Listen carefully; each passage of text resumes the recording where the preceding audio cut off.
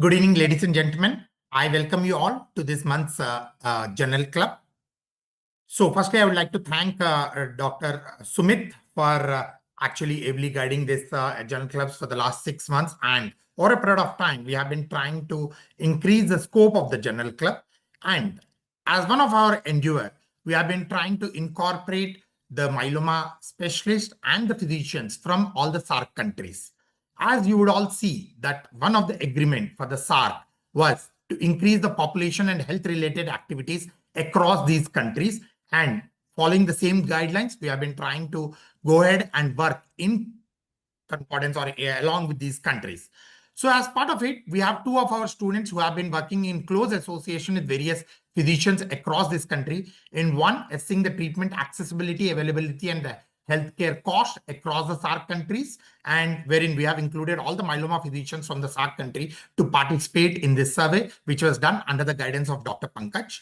Second study, which was also done under Pankaj sir, was about the various clinical trials and the disparities of the research across the SAARC country, which again was done by one of our students.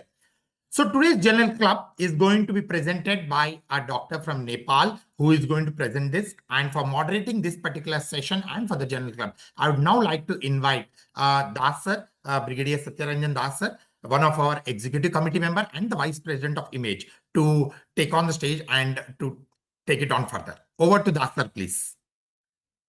Thank you, Uday, and good evening to everybody. Good morning, Dr. Saji. So today's Journal Club is really exciting when I know. And first, I want to thank Uday and Sumit for taking the image and making us learn new things. We stop reading now after retirement, so at least they are making us learn new things day by day. So today's Journal Club topic is about the risk stratification and high risk multiple myeloma, and we have Dr. From Nepal is Dr. Nirmala Shrestha. She will be presenting the Journal Club today. And as we know, in myeloma, risk stratification is very important. This has been changing for last maybe 2 decades. Initially we used to see only few the disease load, and subsequently some of the clinical features associated with bone marrow features. Then came the cytogenetics. Now it's genomics. So in this changing field, we need to learn new things, and Dr. Saji is there today to give us all the inputs about the change and why the need of the change and what is required that we have to stratify multiple myeloma, that whether it is a low risk, intermediate risk, or high risk. Now, without any delay, I will request Dr. Nirmala to start the Journal Club presentation, please.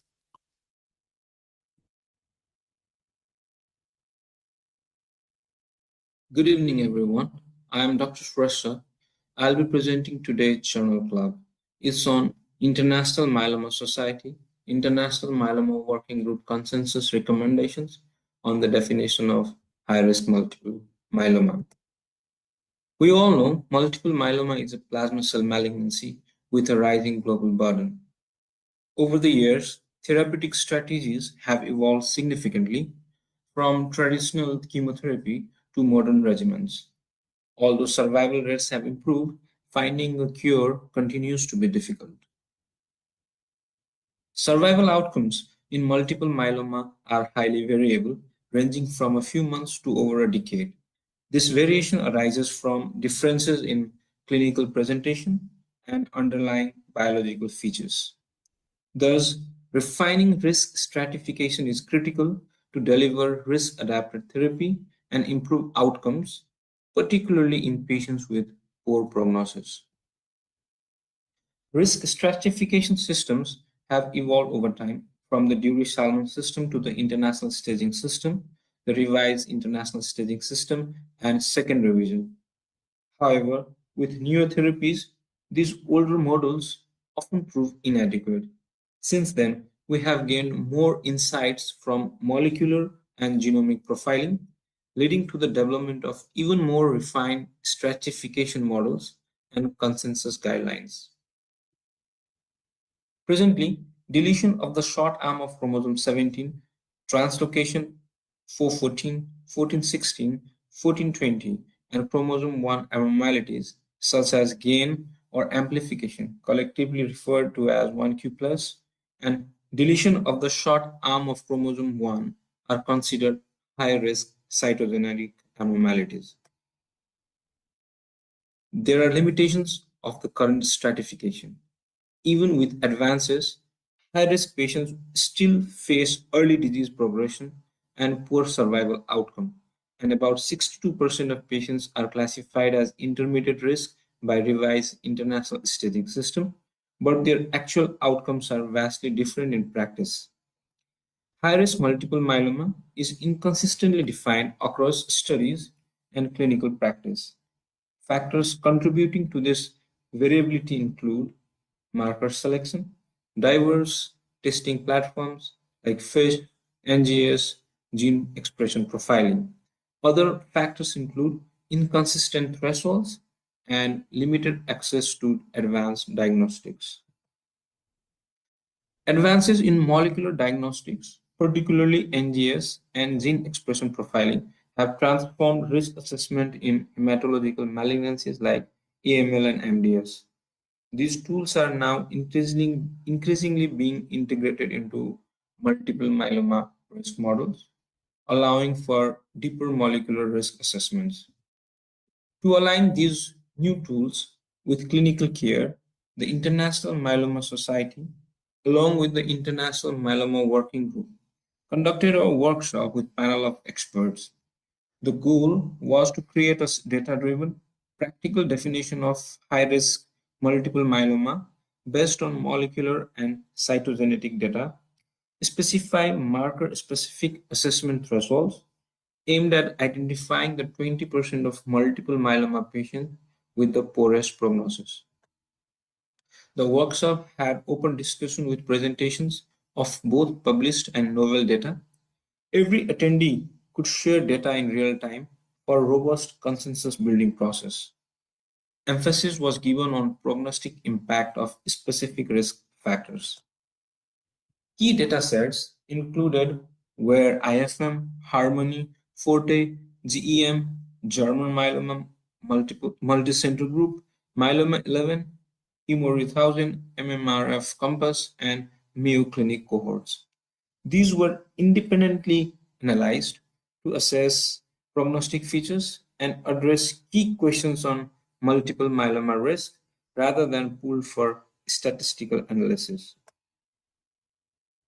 Deletion of short arm of chromosome 17 is observed in around 10% of newly diagnosed patients, with prevalence rising up to 60% in relapsed or refractory multiple myeloma. It is associated with advanced disease and aggressive clinical presentation.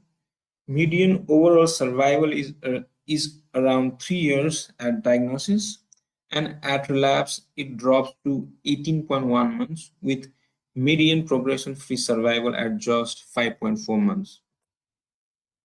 Importantly, prognosis worsens with increasing cancer clonal fraction of deletion of short arm of chromosome 17.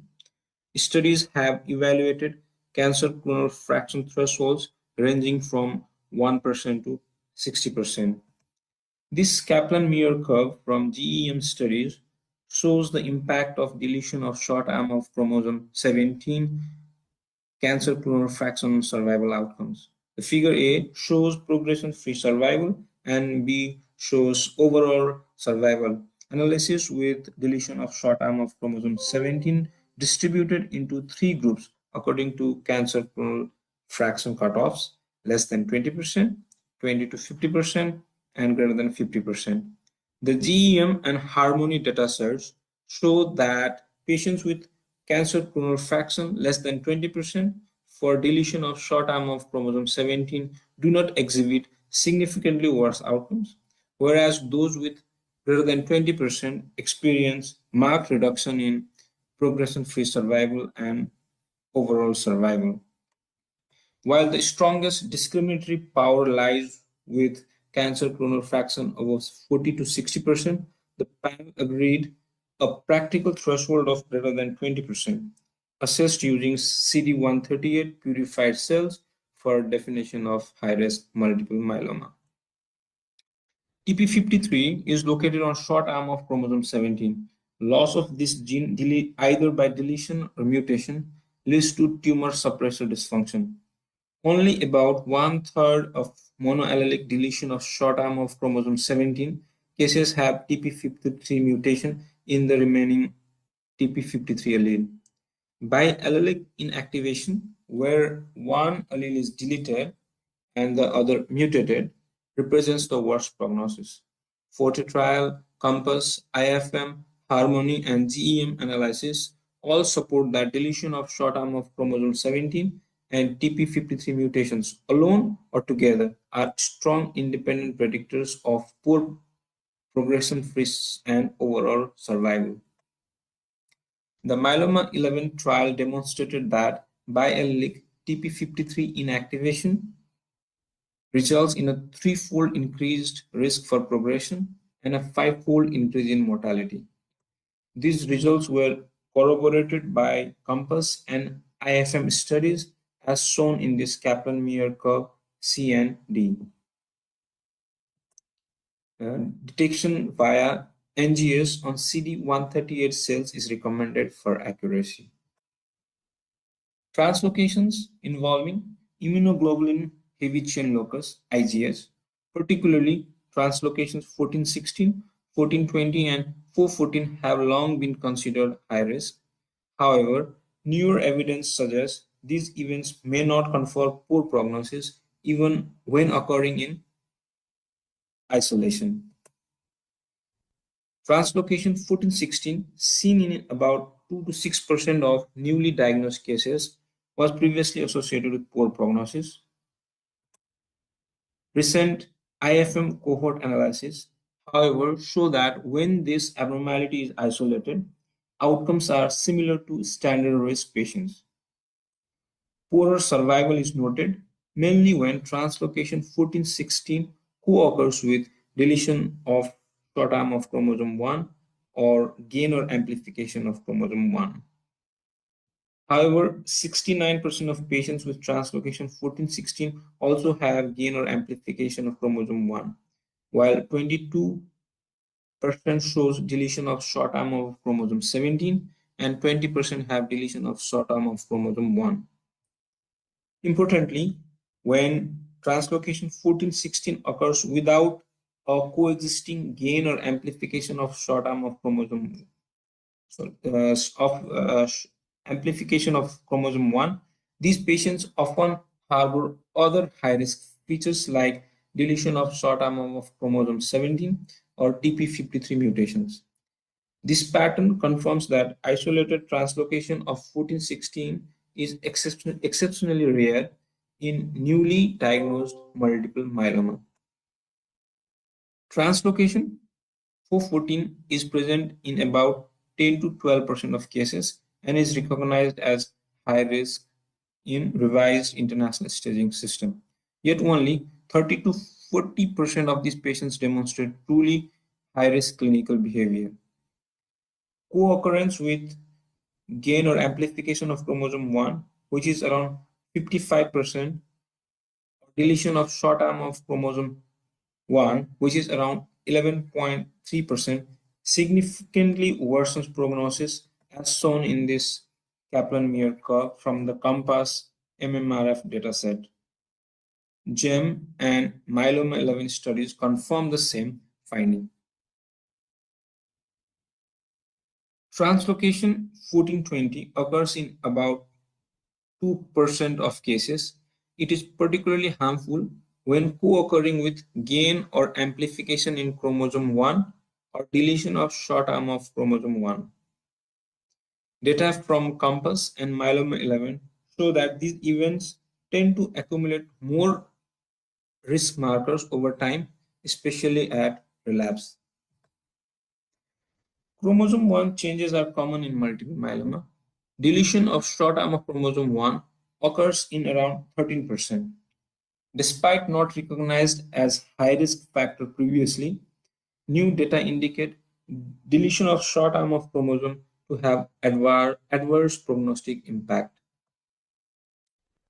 Recent IFM cohort data show deletion of short arm of chromosome 1 significantly shortens progression-free survival and overall survival to 17 and 49 months respectively, as compared to 30 and 124 months in without deletion of short arm of chromosome 1. When biallelic, the effect is even more severe. Median progression-free survival drops to 9 months and overall survival to just 24 months from 19 and 60 months respectively. Deletion of short arm of chromosome 1 frequently co-occurs with gain or amplification of chromosome 1, which is as high as 55%. The MMRF COMPASS data confirm that biallelic deletion of short arm of chromosome 1 or monoallelic deletion with gain or amplification of chromosome 1 are linked to much worse survival than either lesion alone. SD6 genomic sequencing confirms the same findings. Gain or amplification of chromosome 1 in isolation by itself shows inconsistent prognostic value and is present in both standard and high-risk patients. The GEM cohort found no survival impact from isolated gain or amplification of chromosome 1. Evidence supports gain or amplification of chromosome 1 as a high-risk feature when considered in combination with other risk factors such as the translocation 414, 1416, and 1420 or monoallelic deletion of short arm of chromosome 1. Beta-2 microglobulin has traditionally been part of the international staging system. It may be elevated due to renal dysfunction or high tumor burden, making its prognostic role context dependent. Recent data from the COMPASS and FORTE trials show that beta-2 microglobulin greater than equals to 5.5 milligram per deciliter predicts poor survival in patients with normal renal function. When creatinine is less than 1.2 milligram per deciliter, high beta microglobulin likely reflects tumor burden, supporting beta-2 microglobulin as a surrogate high-risk marker. However, currently it is not feasible to identify those very rare cases with renal failure who might have truly increased beta-2 microglobulin without the influence of renal dysfunction. NGS has become standard of care in other hematological malignancies like AML and MDS. This consensus emphasizes use of NGS in multiple myeloma risk stratification. Even where full sequencing is not available, high-risk multiple myeloma definition can still be used with available elements. However, composite reporting of risk features should be avoided as it increases the complexity in data collection and interpretation. To promote consistent interpretation, the panel recommends using defined thresholds for cytogenic abnormalities and cancer clonal fraction, which should be above false positive rates for the assay. Also, analytical methods should be reported. It is important to distinguish risk stratification from molecular classification. High-risk multiple myeloma refers to aggressive clinical behavior, short survival, and early treatment resistance, therefore requires aggressive management, whereas molecular subtypes guide targeted therapy. For example, translocation 1114 is not high risk, but identifies patients likely to benefit from venetoclax. Emerging markers under investigation include gene expression profiles, circulating tumor cells, extramedullary disease, focal lesion burden. These are not yet included in this definition, but may be incorporated in future. Other potential high-risk markers include serum ferritin, BRAF, and MRC alterations, LDH, platelet count, translocation profiling, hyper-ApoBEC signature, and biallelic tumor suppression inactivation beyond TP53. These features requires further future exploration and validation.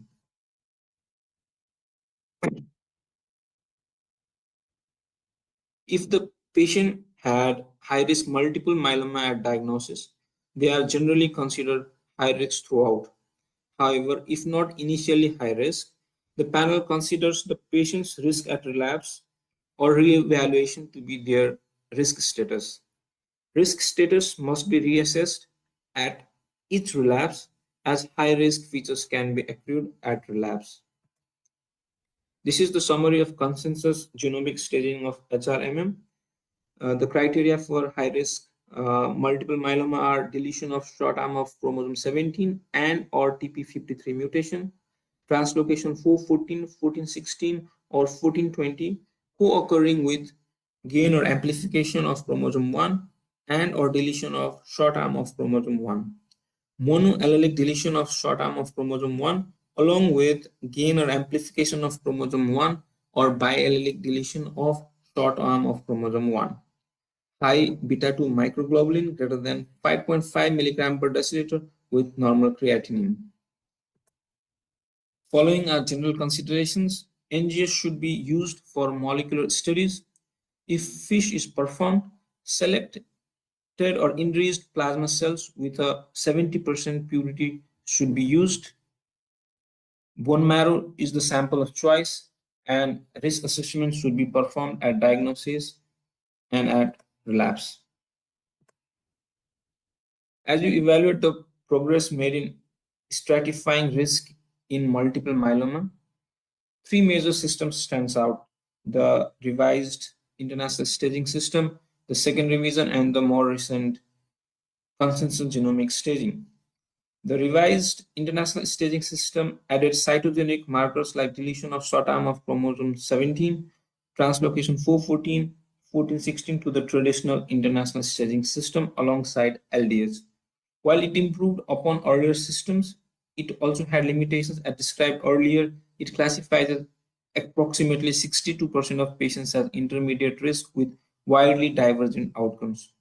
To address some of these gaps, the second revision incorporated gain or amplification of chromosome 1. However, it too has shortcomings. It excludes monoclonal antibody-based regimens and lacks data from industry-led trials.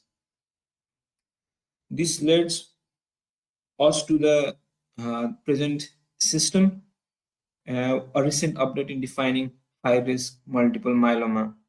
This model is based on genomic and molecular data and incorporates NGS-based markers, including TP53 mutation, deletion of short arm of chromosome 17, IGS translocation, and deletion of short arm of chromosome 1 and beta-2 microglobulin levels. Mayo stratification for myeloma and risk adapted therapy 4.0 has similar stratification criteria for high-risk myeloma. In addition, plasma cell S phase, primary plasma cell leukemia, and newly diagnosed myeloma with extramedullary disease are also included as high-risk criteria. Strength of this consensus is that it is evidence-based, evidences derived from real-world and clinical trial datasets. It had expert consensus developed by global myeloma leaders, ensuring clinical relevance. It aligns with modern therapies like triplet, quadruplet regimens, CAR T-cell, and bispecific antibodies. Limitation is that it recommends NGS-based assessments, which may not be available in low-resource settings. Even FISH-based testing faces challenges in low and middle-income countries. In many centers, FISH is outsourced, leading to delayed testing, sample degradation, testing on unsorted bone marrow aspirates, which drastically reduces sensitivity and leads to underdetection of key cytogenetic abnormalities. Normograms for beta microglobulin is not available for real-world settings. Threshold is derived primarily from Western cohorts. In conclusion, the consensus genomic staging of high-risk multiple myeloma should be used in clinical trials and integrated into routine multiple myeloma care. It may need to be revised in the future as new data emerge with new treatments and technologies. Thank you.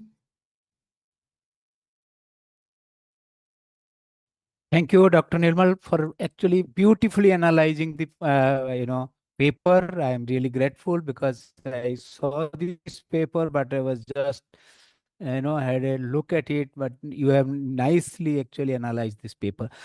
Yes, I fully agree. Going to the risk stratification, earlier we used to do FISH on unsorted bone marrow samples, which were very poor yield, and we never get a correct picture of that. And now I just wanted to ask Saji that when we do NGS on bone marrow samples, we are not doing it on sorted plasma cells. Saji sir, if you can just throw some light on this, sir. Yeah, no, thank you. I just want to echo what you said. I think, Nirmal, that was a wonderful presentation and a good kind of analysis, dissection of what we wanted to do with the new IMS risk stratification system. So, I think it's just a second, just kind of looking at the whole concept of the effort, right? Why did we do that?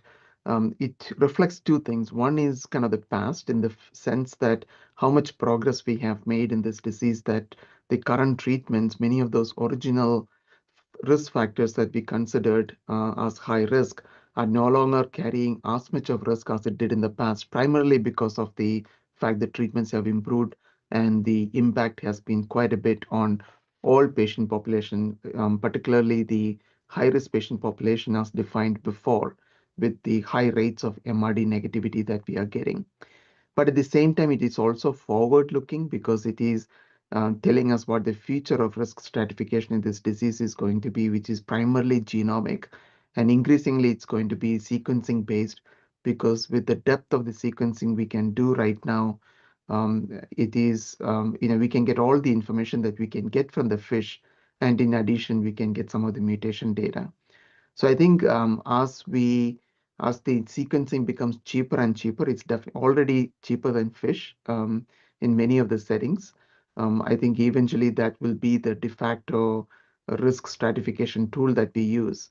The beta-2M, it's only a very small proportion of patients, maybe 2% of patients, who get classified as high risk using the beta-2M criteria. So I think it's poised to be easily implementable in the future once we have the sequencing-based approaches more widely available. And I suspect that's probably going to be more widespread than even FISH, because NGS is a technology we use across the board in all heme malignancies, and especially acute leukemias, AML being a good example of how we have managed to do that. So, going back to your question, Dr. Das, I think again the sorting. It's very important to do the sorting. What we have done in the past in our own lab has been using a immunoglobulin staining to identify the plasma cells instead of doing cell sorting in the past. But we have also shifted, and now we do a flow-based sorting for both FISH and of course for NGS as well. There are institutions that do magnetic bead suppression. I don't think it matters as much. One of the disadvantages sometimes with the magnetic bead is that the cells do tend to use CD138 over time as the sample ages. And so definitely, because now in our country, the NGS what is available is not sorted NGS. That's the one of the problem, I think. FISH also, if you remember, few years back, we used to get the FISH done on the bone marrow sample, which are unsorted cells. After the sorted cells, we started getting good result in the bone marrow FISH, and we could stratify myeloma most of the time by the cytogenetics. But now, yes, we are doing now NGS for AML, ALL, even in lymphoma and all. So that's a good beginning, and the cost also is substantially affordable, so that we can do it for all the patients without any problem. But only thing is, myeloma case, is there any study to say that if it is unsorted, we do NGS, we still get a good kind of, the threshold, and we can say yes, whether this is, a high-risk myeloma or not a high-risk myeloma? Yeah, no, say I get, say, only 10%, 10% deletion, BAP is 10%, deletion 17. So what should I consider in that case? Yeah, I know. So I think the sorting is going to be important. Otherwise, it becomes really challenging, especially when you're looking at the clonal fraction and so forth. So, so ideally, yes, I think we should sort them and do it. Now, for the deletion 17p, again, I think the more you have, the worse it is, right? So the question is, where does it make a sense for us to draw the line? And we said 20% make more sense because that was a little bit more conservative. And that might change too, right? In the future, many of these things are going to change, just like we had to use 2 abnormalities instead of 1 abnormalities because the treatments are so much better. I'm sure some of these clonal fractions for the acquired abnormalities are going to move upwards as the treatments get better too, because we always want to identify the 20 to 25% of the patients who don't do well with the current therapies. So I think that is the kind of the moving target. It's all relative, right? So if you classify 50% of the patients as high risk, it doesn't have the same value as if we classify maybe 20 or 25%, so that we can focus our attention on the patients who need the different approaches the most. And then the overarching goal of all this is, we want to identify patients uniformly across different trials, and we want to identify the patients who have the maximum need for newer therapies so that we can design clinical trials in a consistent fashion for this patient population. Sir, one more thing, when we see extramedullary disease in the presentation itself, we know that this is a high-risk disease. Is there any, we are not sorting it out in this high-risk category, which are basically genomics, but is there any correlation to say that is the extramedullary disease will have more frequently such kind of, like we see sometimes TP53 mutation and this thing, but is there a correlation that extramedullary disease obviously doesn't do well, whatever we do? Yeah, no, I think it's a very important question. So I suspect, again, I don't have an actual percentage, but the vast majority of the patients with high risk clinical characteristics like circulating plasma cells, extramedullary disease, high proliferation rate, they tend to have genetic abnormalities also. So it's an overlapping group of patients. So I would say, just a guesstimate, I would say probably 60 to 70% of patients with those high risk clinical abnormalities will get classified as high risk based on the current genomic classification. One of the exceptions for the circulating plasma cells being the 1114, because those patients tend to have high numbers of circulating cells, even though they are not high risk. So with the exception of that, I think all the other groups of patients will get captured. Sir, what about gene expression profile? Now though it is not available in India, but there are a lot of talk is going on, and earlier also this gene expression profile based, risk stratification was there. So we have got access to an NGS, but not GP. What is your assessment on that? Yeah, no, it's a challenge. I think especially with the DNA-based testing, the sample stability is not that much of an issue because it remains stable and we are okay with it. With RNA expression, it's much more trickier, and I think the challenge has been implementing it in the clinical practice. So we have not really made much progress there.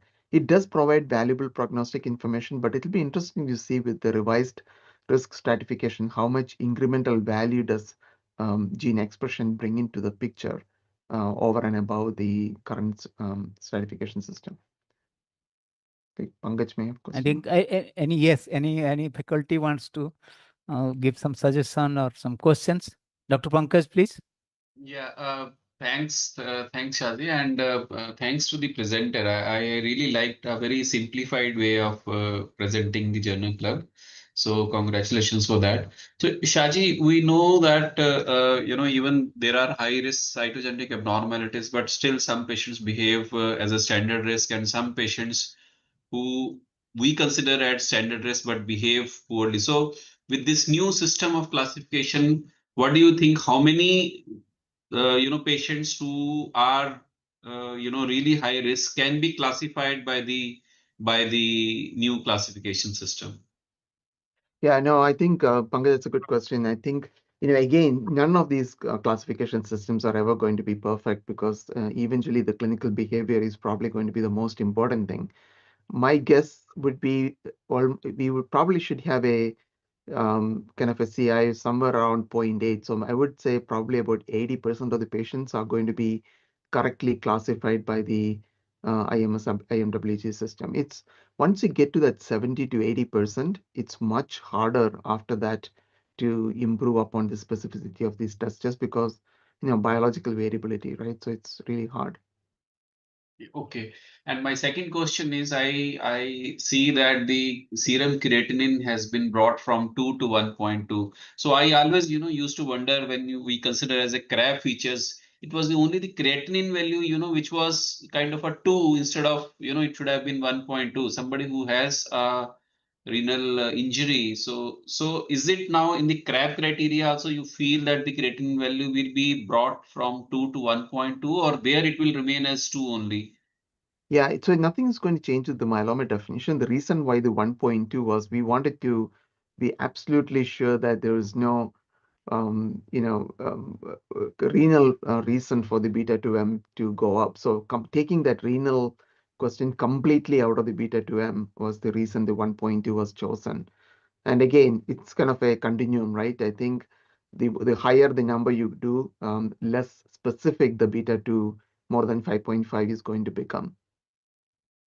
Okay, and the last question is, even though, we say more than 5.5 is high risk, but in the original cohort, is there any kind of a cutoff of beta 2? Let's say, sometimes we say 20,000, 50,000. So is there above 5.5, is there anything which is, again, we say some cutoff, anything like that coming up? No, I think the reason for the 5.5 was because one, of course, existing data and the existing acceptance of that being a high risk. So could 7 be higher risk than 5.5? Maybe. But once you get to that 5.5 and above, it's kind of hard to really kind of make multiple cut points. So the 5.5 is something number that everybody remembers. So there's not much value add to go from 5.5 to 6 or 6.5. It just doesn't, again, small proportion of patients, when you start cutting down into subgroups based on different cutoffs, it becomes even smaller. So there's no added value to doing that. So it's a little bit of a practical thing plus where the data is. Right. Thank you. Dr. Sumit wanted to ask some question. Dr. Sumit? Hello, sir. Am I audible? Yeah. Yes. So, sir, in continuation to Pankaj's first question, we occasionally come across patients who have standard risk cytogenetics and some high risk cytogenetics. So, for example, day before yesterday, I saw a patient with trisomies along with 414 and 1Q.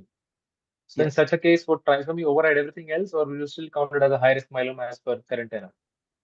Yeah, that's a good question. So, we did publish quite a while ago showing that trisomies in the presence of singular high-risk abnormalities does overcome some of the risk.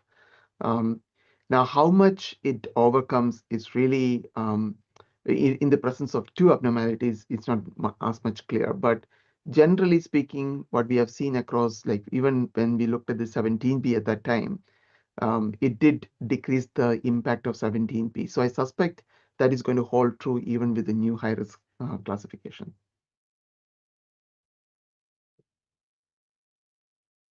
Any other question by the faculty? I was just, Hari here. Yeah. So I was just wondering, just like how, I mean, there's nothing like a dynamic high risk that is saying, for example, when we're talking about many of the hyperdiploid variants who behave badly, and we come across that only after seeing some sort of partial response or an induction failure to these patients. So is there some way is there going to be an allowance for doing something like a dynamic risk stratification that you put these patients into high risk, like how we would do for acute lymphatic leukemia patients when they move from a standard risk to a high risk when they do not achieve the responses to a standard therapy. Right. So, Hari, I think it's important. I think so. We know that primary refractoriness is a high risk characteristic. So, I think all these the risk stratification is best used at baseline. After that, the clinical behavior should decide whether somebody is high risk. So, the lack of response is becoming harder, right? Because we're using quadruplets and triplets in these patients. It's less than 5% of patients are primary refractory. But what people have shown is, for example, if you don't get MRD negativity early on, you are much more likely to relapse early. So I think it may not be a partial response. So one could develop systems which says that if you are not MRD negative at the end of induction therapy, could you be considered as a higher risk category, which is what they did for the Midas trial, right? So that's what they did. If you didn't have MRD negativity at the injection, they were considered high risk, and then they were randomized to 1 versus 2 transplants. So I think the dynamic aspects are 2 elements. One is the depth of response achieved over a defined period of time, whether it be 6 months or 12 months. And the second would be how fast patients relapse. So I think we get multiple opportunities along the disease course to redefine risk based on the depth of response, rapidity of response, and the rapidity of relapse. Yeah, thank you. Thanks.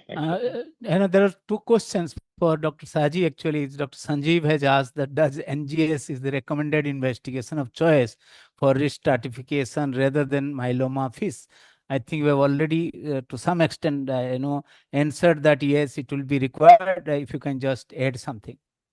It's going to be the future for sure. I mean, I don't think all the labs are equipped to do that yet, but having the definition out there hopefully will provide some added stimulus to make that change over the next decade. So Dr. Amjad Jafar has asked, hello. Dr. Shaji. Sir, yes, sir, please go ahead. Dr. Shaji, good evening. This is General Velu Naya here. Yes. So that was excellent, and I must congratulate Dr. Nirmal for an excellent presentation and Das for bringing out the relevant points and you having answered it. I have a very basic question. One is, about the remaining high risk through the course of the disease, and the others evolving to the higher risk depending on, what happens in terms of mutations. Now, are there any time points when the clinical behavior is stable that you will have to look at a high risk that he remains stable, or does he lose some of the high risk, mutational features along the various types of treatment that we are giving today? So when do you, if at all, repeat it, besides relapse and besides a deterioration in the clinical feature, the clinical behavior? Right. So I think 2 things. One is, it kind of goes back to that conditional survival type thing, right? So if somebody is high risk and does very well over the first few years of let's say they get a 6-year PFS or a 10-year PFS from the first line therapy, are they truly high risk? I would say no. I think usually the behavior with the first line therapy, as long as that is a good regimen, usually defines the disease biology better than anything else. However, as Hari pointed out too, these are dynamic, right? Things keep changing. So somebody may have had a really good outcome with the first cycle or first regimen or the first and the second regimen, and then they develop a 17p deletion or a 1q amplification on top of what they had before. So any new genetic abnormality that shows up, which was not there at baseline, is often associated with a change in the clinical behavior towards more aggressive. Because I think 1 is the specific abnormality, and 2 is the fact that it's an unstable genome that allowed that abnormality to actually show up in the first place. So it's the clinical behavior which will dictate further testing, by and large. Yes. I think for sure, in the subsequent lines of therapy, generally, I think we should always get a panel for the secondary abnormalities like the 1p, 1q, and 17 at the time of relapse, a limited panel. I think which would be important for us to again predict. Somebody didn't have 17p but has that now at relapse, then we would anticipate that the patient is going to behave more aggressively. Thank you. Dr. Saji, one question is from Dr. Amjad Jafar, that in the era of MRD negativity being achieved by modern 4-drug regimen, how relevant is ASCT these days? I know you will answer it quickly. I know it's always a controversial question, but I think it's, transplant is still an important element. So if you look at Perseus, 4-drug regimen gives you high MRD negativity, even higher after transplant, and an estimated PFS of 12 to 15 years. And that couldn't have happened without the transplant also being part of it, because you can compare it to what we're seeing from Cepheus or the other trials. So I think transplant still has an important role to play. It might change in the future that we might not do it as part of frontline therapy, but until we can cure myeloma, transplant is still going to be part of the mix. Thank you, Dr. Saji, for being nicely answering and making us wise on myeloma. So now we'll go to the next. It is the journal club discussion. the declaration of the results of the Eagle Eye. I'll request Dr. Sumit to start it. Hello, sir. Is my screen visible? Yeah. Okay. Good evening, everyone, and thank you for the nice discussion.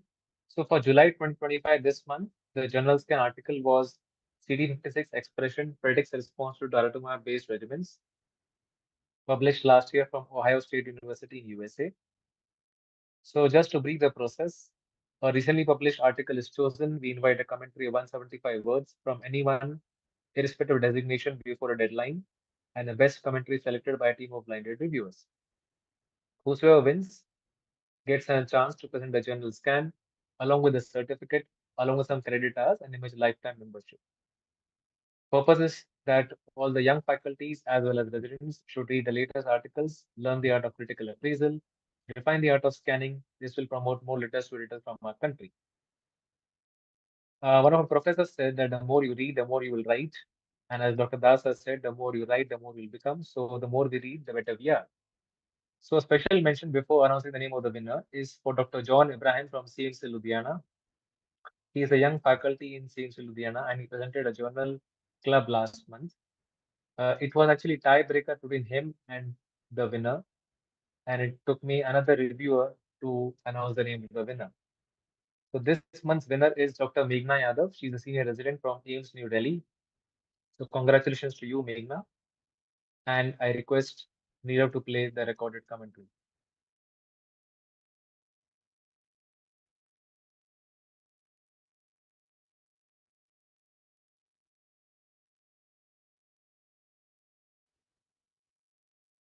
Good evening, respected teachers, mentors, and colleagues. I would thank the Image Group for giving me such a wonderful opportunity. I will be critically appraising a recent translational study published in Blood Cancer Journal on 12th April 2024, exploring CD56 expression as a predictive biomarker for daratumumab efficiency in multiple myeloma.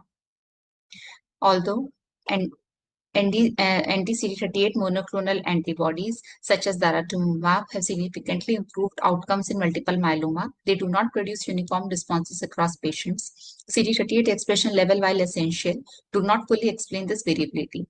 CD56 or NCAM1 is evidently expressed in more than 70% of myeloma cases, but its role as it has been traditionally limited to immunophenotyping. Importantly, prior work by this group revealed that CD56 activates the RSK2-CRAB1 pathway that modulates the MCL1 and CRBN, two proteins involved in myeloma cell survival and treatment resistance. These insights prompted the hypothesis that CD56 might serve as a functional predictor of therapeutic response, especially in combination regimes involving immunomodulatory agents. The study aimed to investigate whether CD56 expression could stratify patients for improved responses to DARA using both clinical data and mechanistic in vitro validation. Authors showed that CD50 used the retrospective study, single center, analyzing 152 myeloma patients treated with DARA, exploring whether CD56 expression predicts treatment responses, particularly in combination with immunomodulatory drugs. The study also includes functional experiments to support its mechanistic claims. Authors showed that CD56 expression enhances progression-free survival under DARA immunomodulatory regimes supported by biological modulation and immunological effects. And there was no significant overall survival differences, but CD56 overexpression enhanced the antibody-dependent cellular cytotoxicity and immune checkpoint signatures. Effect was more pronounced using combination of daratumumab and immunomodulatory drugs rather than using DARA alone or with proteasome inhibitors. Here, panel E to G illustrates the predictive value of CD56 expression in multiple myeloma patients treated with DARA. Panel E bar graph demonstrates that patients with high CD56 expression achieved a significantly high rate of deeper response, that is complete response or very good partial response, compared to CD56 low patients. In panel F, this translated into longer progression-free survival across all DARA regimes.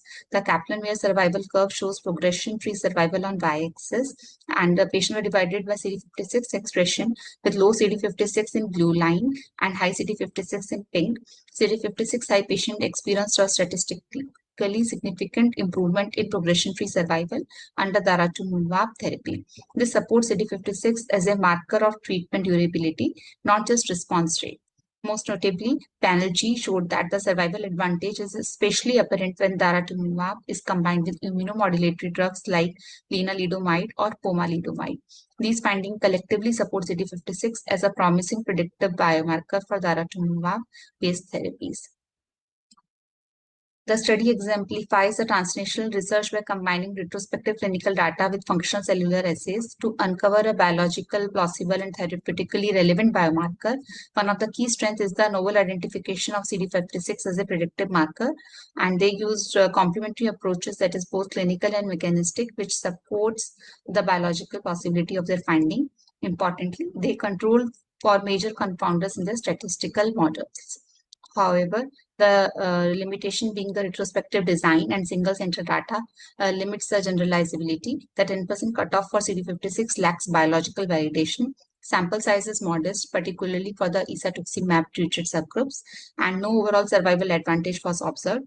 Moreover, CD56 was assessed prior to therapy, not at initiation, which could affect the reliability. This study raises the possibility that CD56 is more of a disease phenotype marker than a true predictive biomarker. While progression-free survival is improved, we must interpret these findings as hypothesis generating. They offer promise, but not the immediate practice-changing goals. To improve upon this, we need prospective studies using validated thresholds across diverse population. Functional in vivo modeling will clarify CD56 causal role. Integrating CD56 with cytogenetics and immune profiles could advance precision therapy in selection myeloma. In summary, the study offers compelling insight into CD56 as a predictive biomarker. Through further prospective studies are required to establish the clinical applicability. This is a strong translational study with meaningful implications, but methodological limitations tempers its immediate clinical impact. Thank you.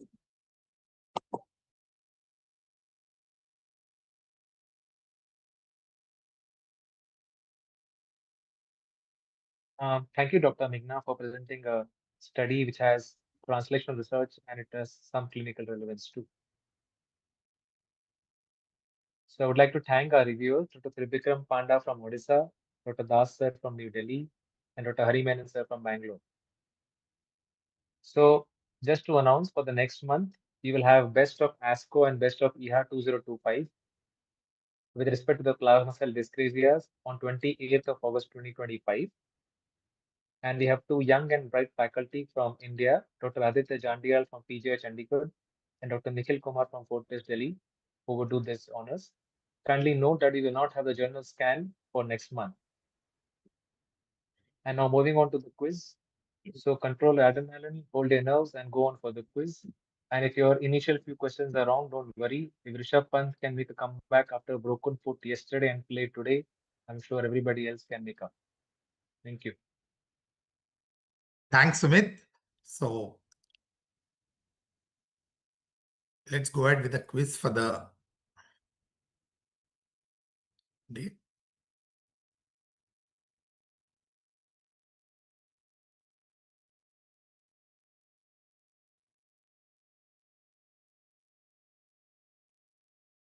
Just give me a second.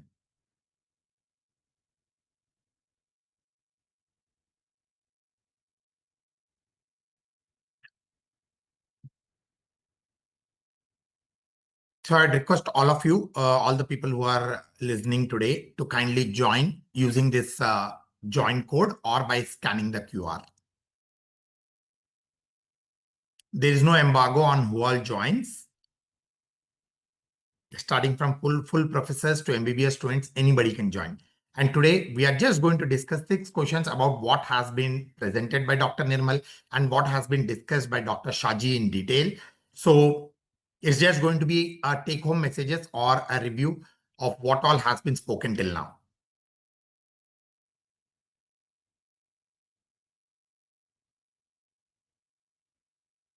I'm yet to see people joining. Okay.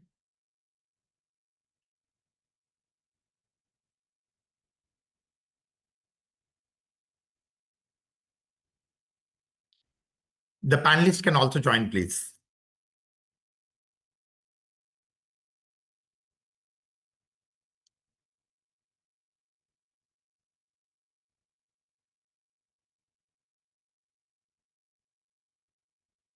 we'll wait for another 60 seconds before we start the quiz. We are just going to have 6 questions today, 20 seconds each. And everything has been discussed till now, whatever we are going to have it. And to present the quiz, we are going to have a youngster, a final MBBS student who has prepared the quiz question so you can understand how easy it is going to be.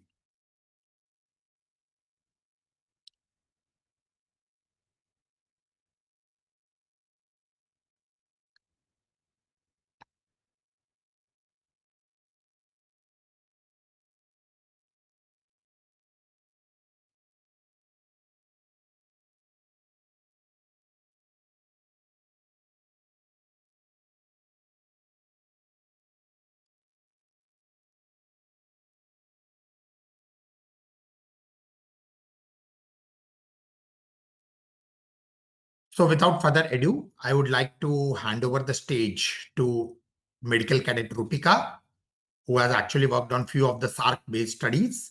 So she will be conducting the quiz and I will be explaining the answers. But more importantly, anybody can still join because it really doesn't matter if you miss on one odd question. So you can just go ahead and join the quiz at any point of time. And it's going to be a real fun.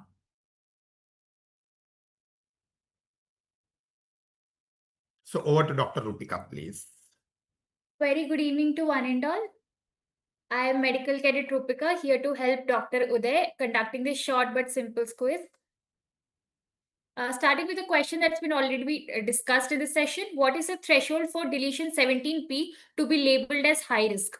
More than equal to 10%, more than equal to 20%, more than equal to 30%, or more than or equal to 40%? You not only have to be correct, but it's the fastest finger first. Excellent. So I think Dr. Nirmal Shrestha explained it quite well. The threshold is 20% as per the latest consensus guidelines, but he has very beautifully answered. So we have Dr. Arjun leading the score with a tiebreaker with Kumar Animesh. Wonderful. So Dr. Nirmal had shown these two graphs and he has shown clearly that the strongest predictive value from this article is above 40 to 60%, but the consensus threshold for high-risk myeloma in CD138 purified cells is 20%. So for labeling a patient having deletion 17p positive or what we call a CCF, the cutoff is more than or equal to 20% in purified cells. So over to the next question. What is the difference between MSMART 3.0 and MSMART 4.0 guidelines?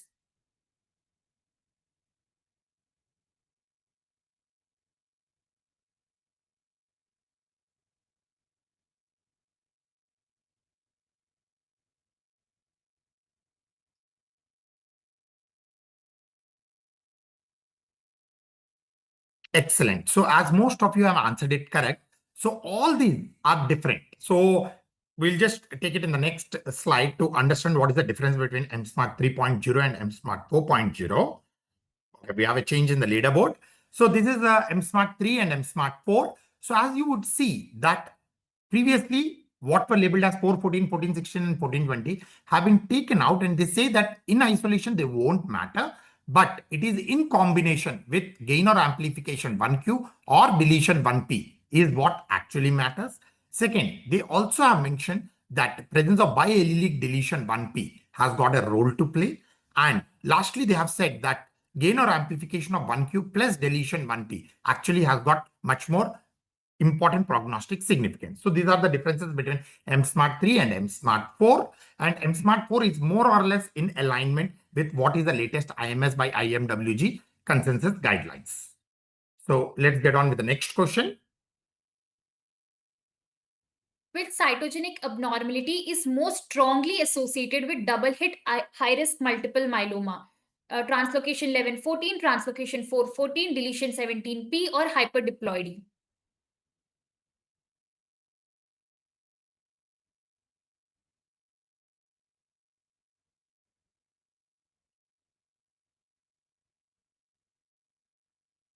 So again, most of you have got it right.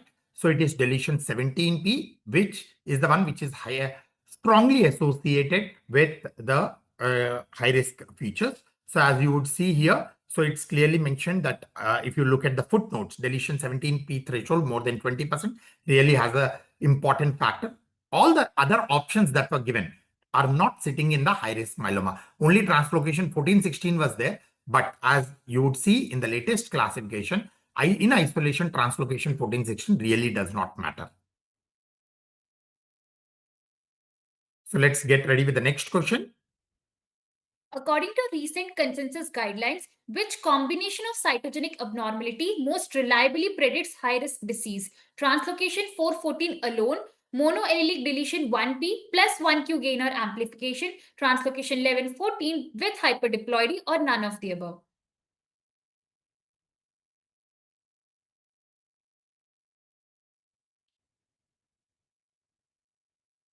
So I would consider this as a true success to the Journal Club. So people are getting it absolutely right.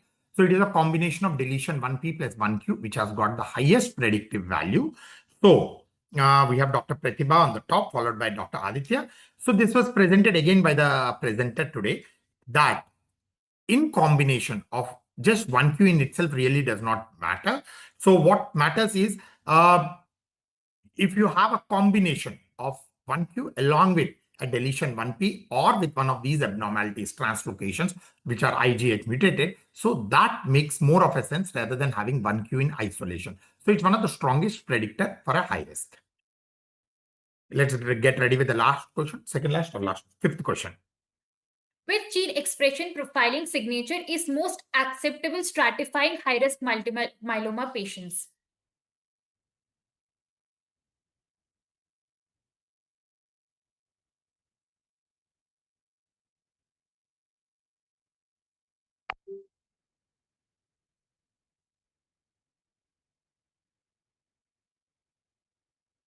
Okay, so this was one of those tough ones which was not discussed today. So we have got different scoring systems here, and these are all the various gene expression profilings. So the correct answer is Sky92. Oncotype DX is for the breast carcinoma. 21 gene recurrence score is nothing but Oncotype DX. So that's the other name for it. So that's also for the breast carcinoma. And 40 GEP is for melanoma. So this was slightly a googly for the hematologists. So all those oncologists who are on board can get it right. But for the hematologist, it's just Sky92. But Sky92 was definitely mentioned by Dr. Nirmal in his slides. Okay, so we have Aditya, though a hematologist, getting the right answer. Excellent, Aditya. So this was the original study which initially for the first time spoke about Sky along with RISS, and they have classified the patients and they have shown that Sky gene expression profiling can really matter when combined with RISS scoring. So getting to the last question. Which biomarker is emerging as an independent predictor of poor outcome in modern era of quadruplet therapy? LDH, circulating tumor cell percentage, SUV tumor load on PET or CT, or age over 75?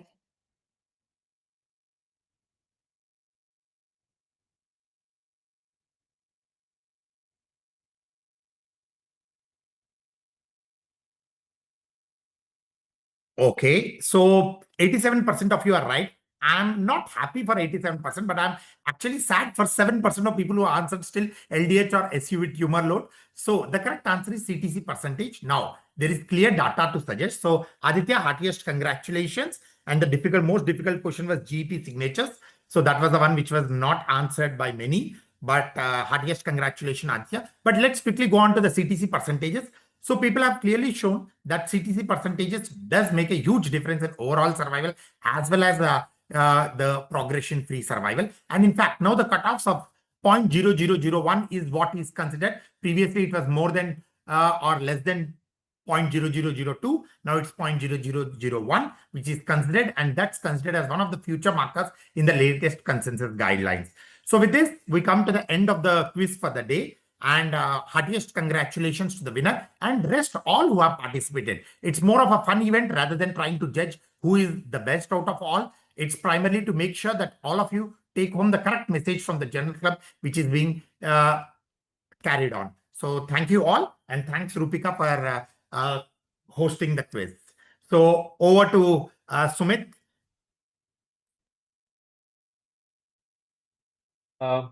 Thank you, sir, for the nice and interesting quiz. I would request Dr. Das sir to convey the vote of thanks. Thank you, Sumit and Uday for actually, leading these, image programs. I want to thank Dr. Saji for taking his precious time out and giving us all the, important messages and learning points in our day-to-day practice. Thank you, Dr. Saji. Thank you for being there and giving us all the directions. And I'll thank all the faculty who have attended this and the others, those who are there and attending and learning about myeloma. It's a great learning. Thank you, everybody. Thank you. Thank you. Thank you, Shaji. Thank you, Very sir. nice Thank to you, see sir. you. Thank you. everybody. Thank you. Thank you, you. everybody. Thank you. Bye. Thank you.